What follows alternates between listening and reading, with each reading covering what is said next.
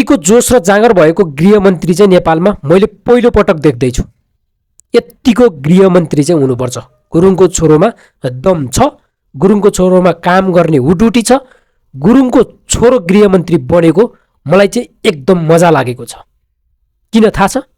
यतिको जोसिलो जाँगरिलो गृहमन्त्री तिमीहरूले कहिले देख्यौ, भोग्यौ?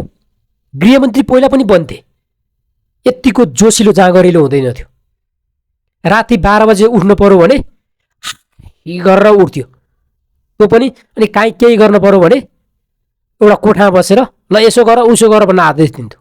अहिलेको गृहमन्त्री हेर, रातिको 12 बजे होस् या 1 बजे जुरुक्क उठेर जानुपर्ने ठाउँमा आफै जाने, खटिनुपर्ने ठाउँमा आफै खटिने, गर्नुपर्ने ठाउँमा आफै गर्ने।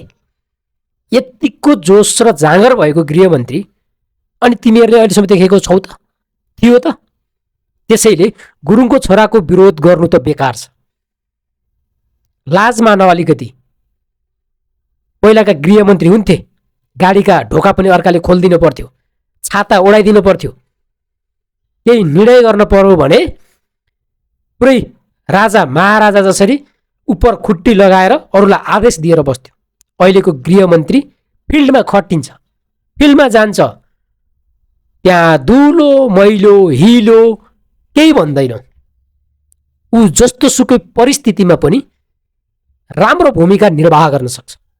यतिको गृहमन्त्रीलाई त जय गुरुङको छोरो भनेर सम्मान गर्नुपर्छ, मान्नुपर्छ। के भन्नुहुन्छ अहिलेको गृहमन्त्रीलाई? तपाईँ कसरी हेरिरहनु भएको छ गृहमन्त्रीको काम?